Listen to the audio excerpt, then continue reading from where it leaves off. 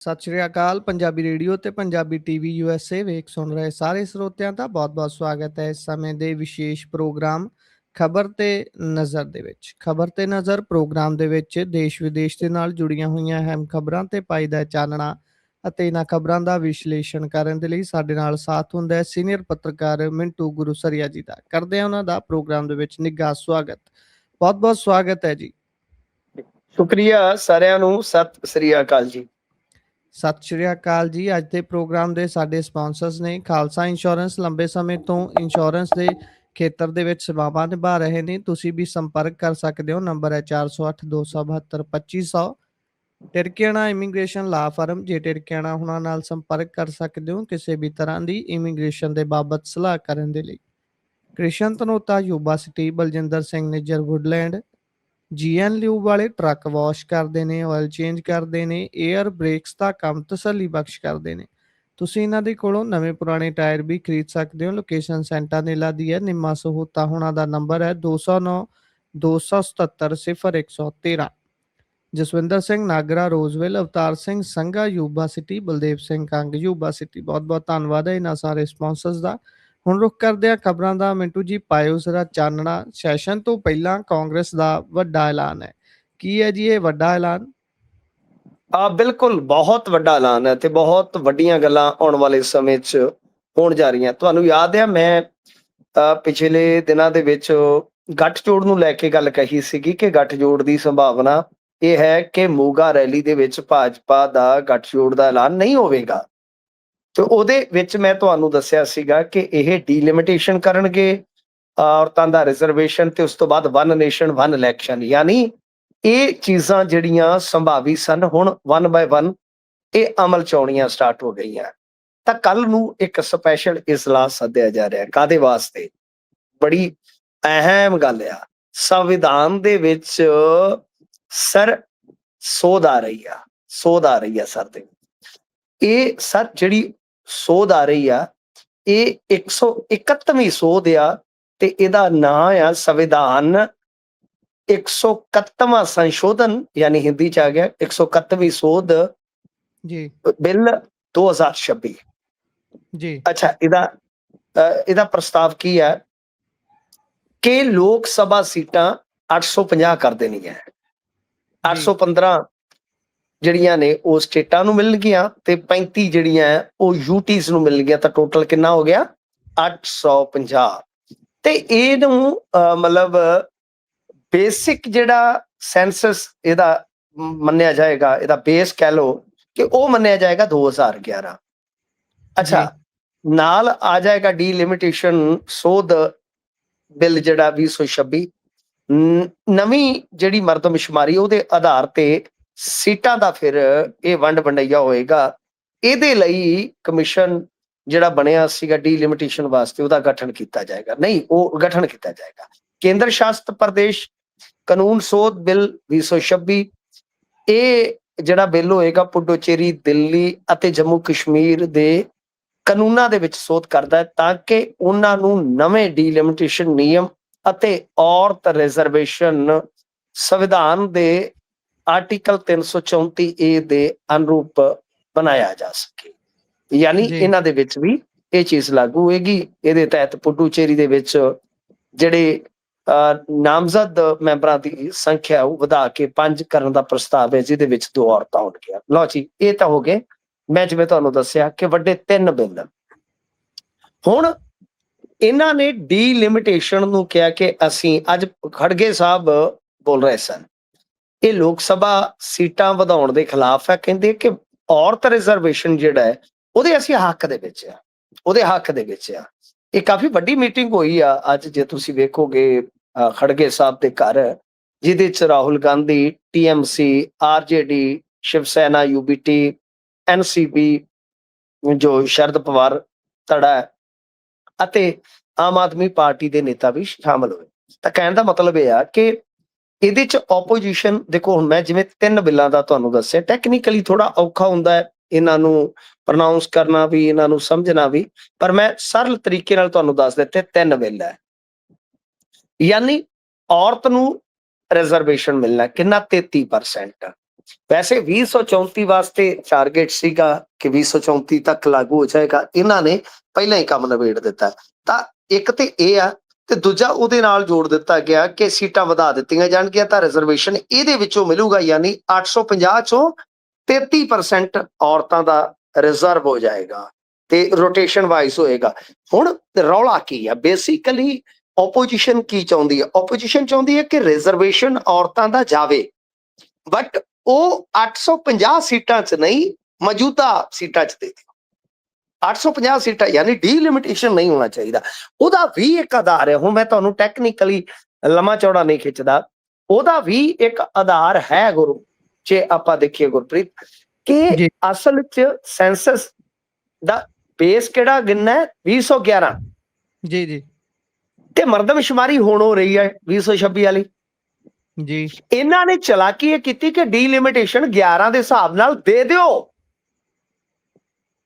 ਕਿਉਂਕਿ ਵੇਖੋ ਉਹ ਤਾਂ ਕਹਿ ਲਓ ਗੈਰ ਪ੍ਰਸੰਗਕ ਹੋ ਜਾਏਗੀ ਨਾ ਮਰਦਮਸ਼ੁਮਾਰੀ।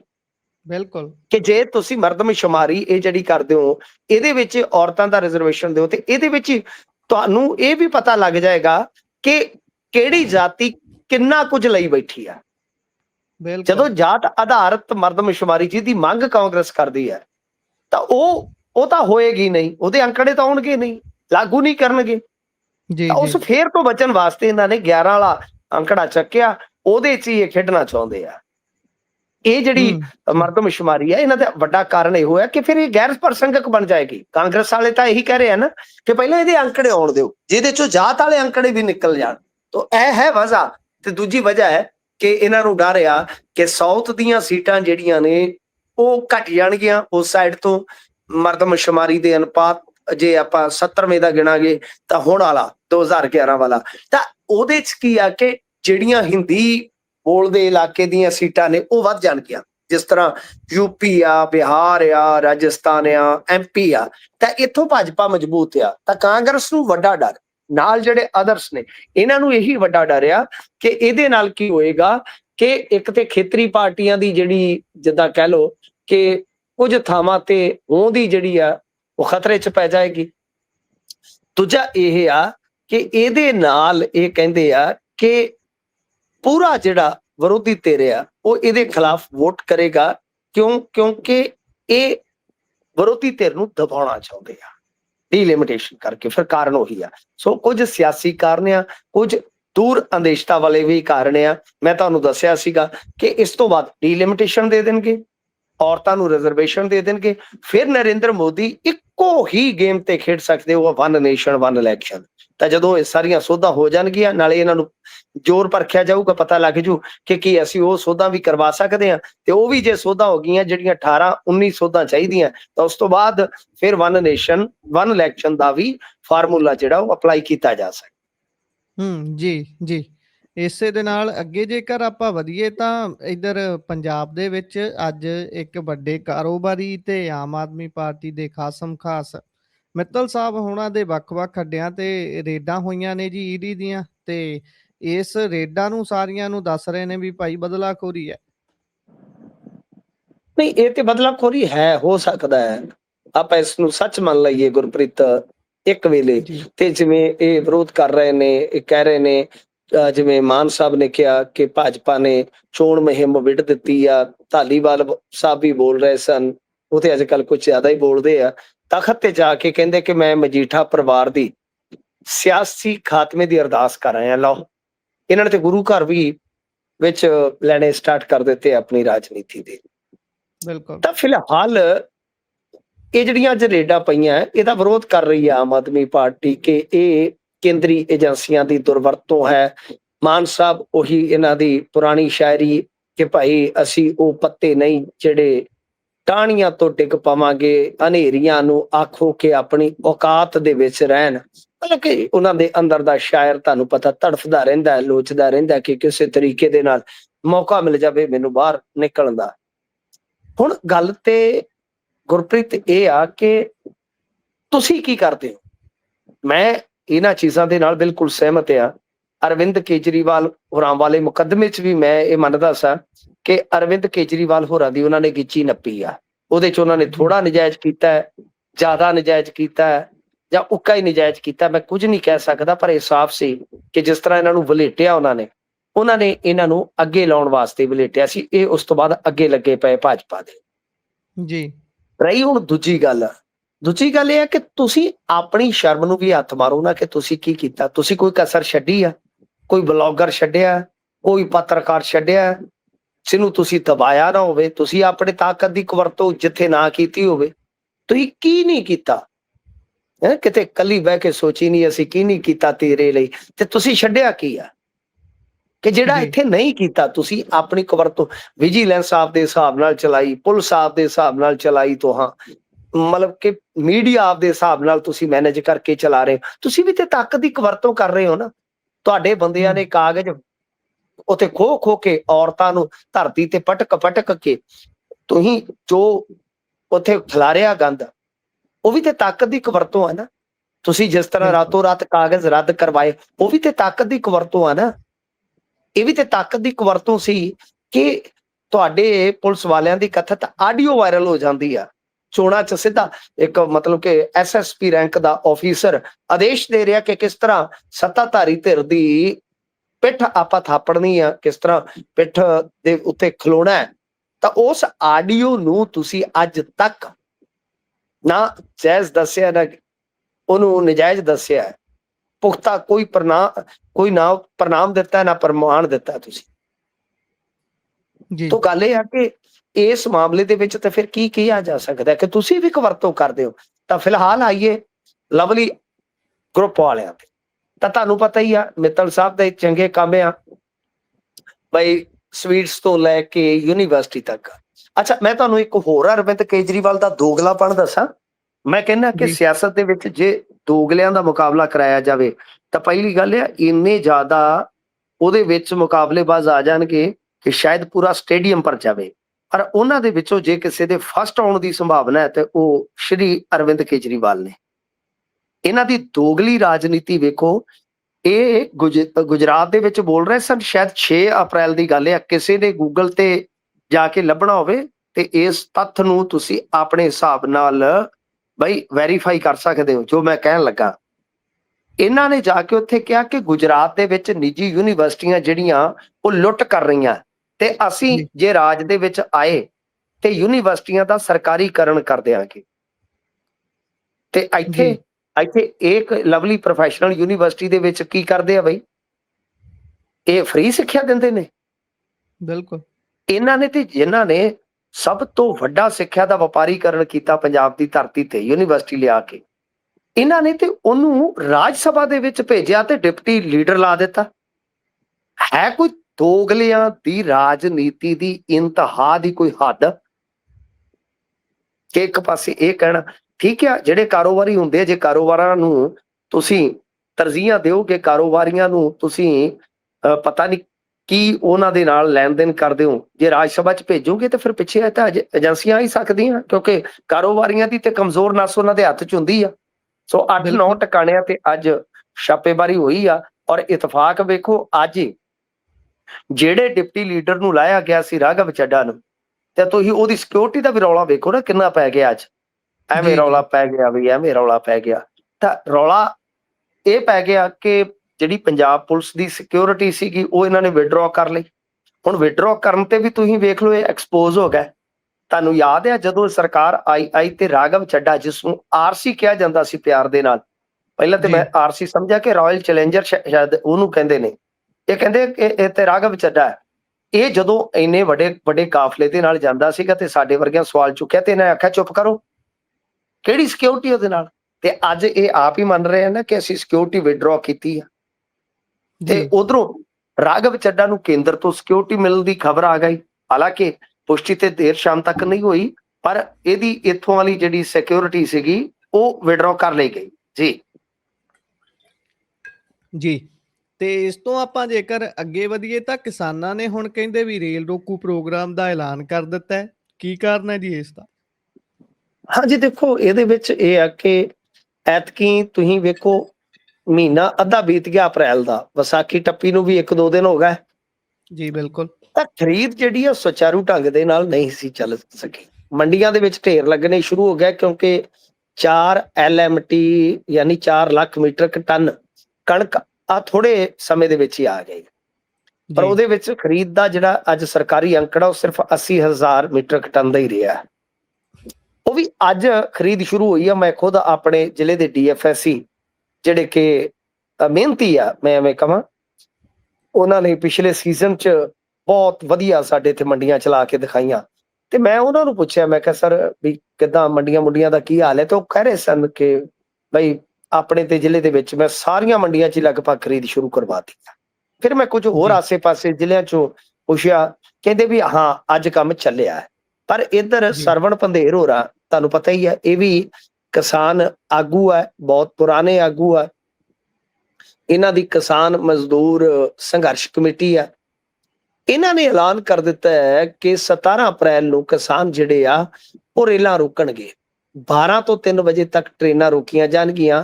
ਕਣਕ ਦੀ ਖਰੀਦ ਦੇ ਵਿੱਚ ਜੋ ਦੇਰੀ ਹੋ ਰਹੀ ਆ ਉਹਦਾ ਹੀ ਇਹ ਵਿਰੋਧ ਜਤਾਉਣ ਦਾ ਮਨਸੂਬਾ ਹੈ। ਦੇਖੋ, ਅਸੀਂ ਤੇ ਬੇਨਤੀ ਕਰਾਂਗੇ ਪੰਧੇਰ ਸਾਹਿਬ ਹੋਰਾਂ ਨੂੰ ਕਿ ਗਰਮੀ ਬੜੀ ਆ, ਤੇ ਮੁਸਾਫਰ ਨਾ ਪਰੇਸ਼ਾਨ ਹੋਣ ਤੇ ਬਿਹਤਰ ਆ, ਕਿਉਂਕਿ 12 ਤੋਂ 3 ਉਹ ਸਟਕ ਹੋ ਜਾਣਗੇ, ਤੁਹਾਨੂੰ ਵੱਧ ਸੀਸਾਂ ਦੇਣਗੇ, ਗਾਲਾਂ ਕੱਢਣਗੇ, ਕੀ ਫਾਇਦਾ? ਕਿਉਂ? ਕਿਉਂਕਿ ਮੇਰੇ ਖਿਆਲ ਦੇ ਨਾਲ ਕੱਲ ਦਾ ਦਿਨ ਵੇਖਣ ਦੀ ਜ਼ਰੂਰਤ ਆ।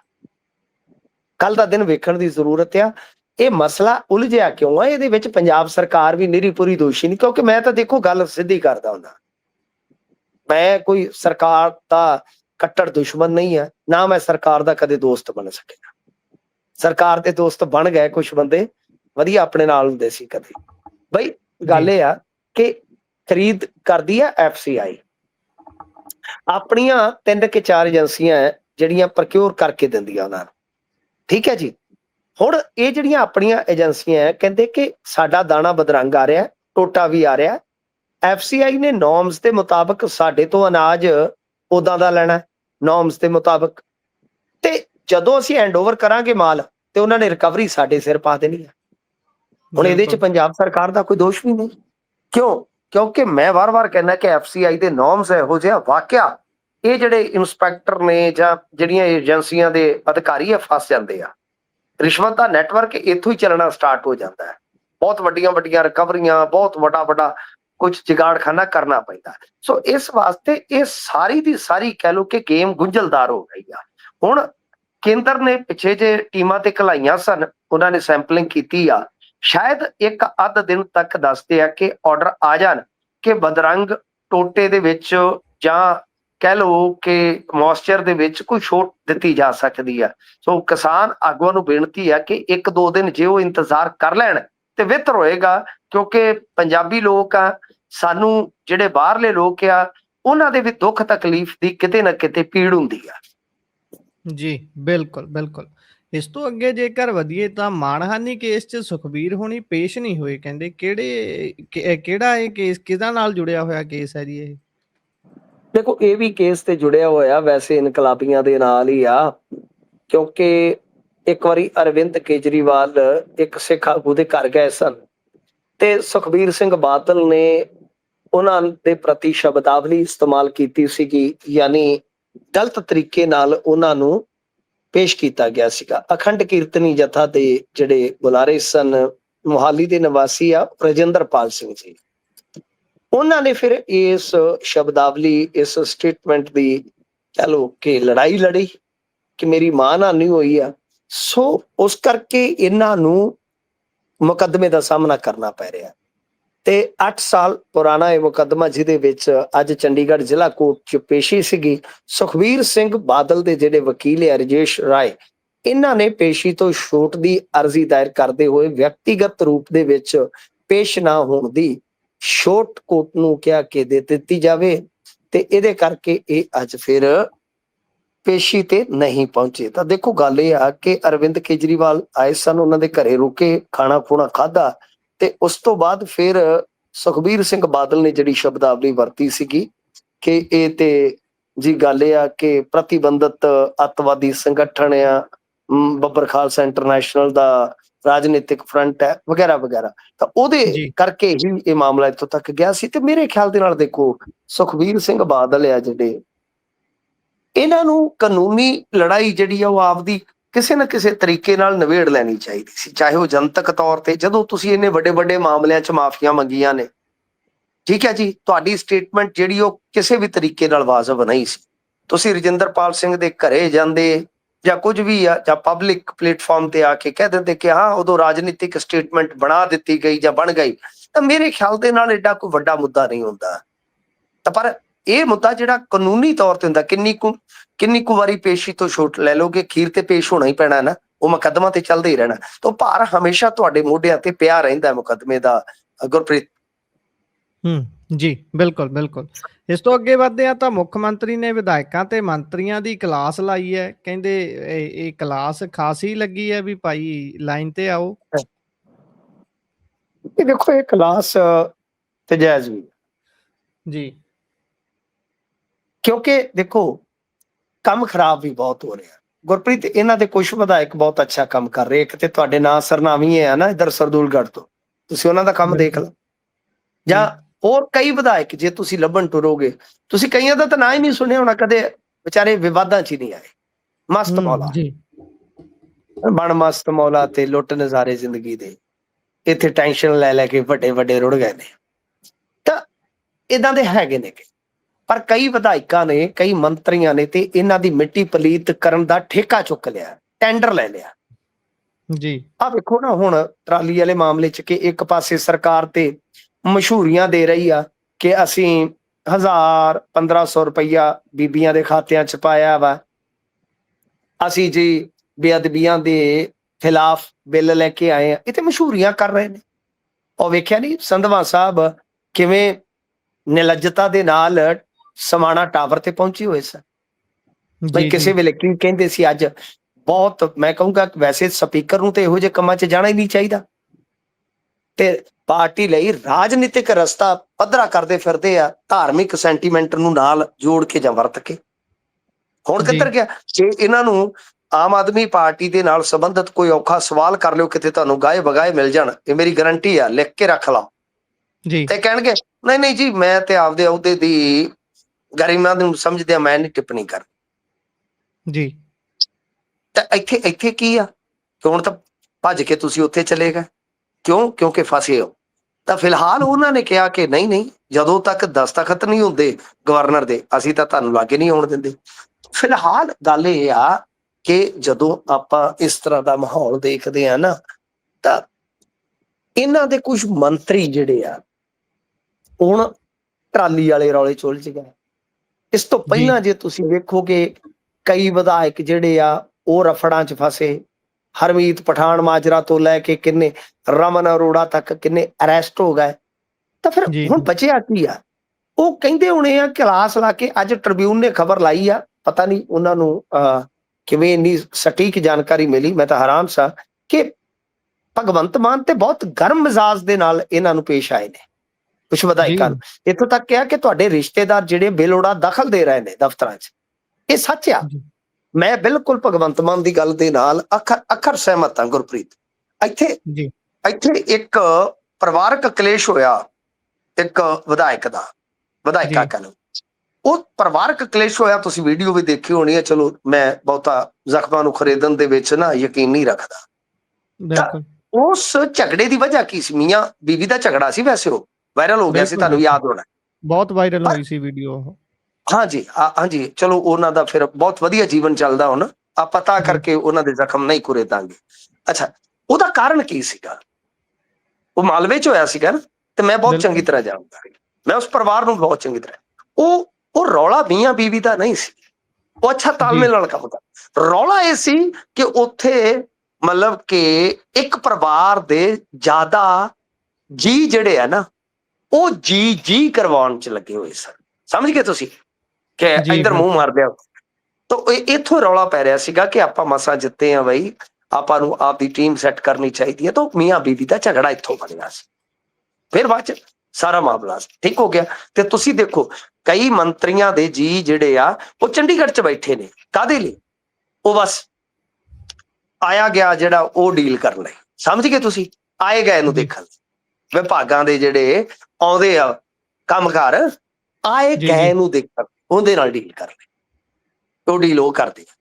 ਸਮਝ ਗਏ ਤੁਸੀਂ? ਇਹ ਗੱਲਾਂ ਜੇ ਮੈਨੂੰ ਪਤਾ ਹੈ, ਇਹ ਗੱਲਾਂ ਫਿਰ ਮੁੱਖ ਮੰਤਰੀ ਨੂੰ ਕਿਉਂ ਨਾ ਪਤਾ ਹੋਣਗੀਆਂ? ਪਰ ਸਵਾਲ ਇਹ ਆ ਕਿ ਇੰਨਾ ਲੇਟ ਕਿਉਂ ਪਤਾ ਲੱਗਾ?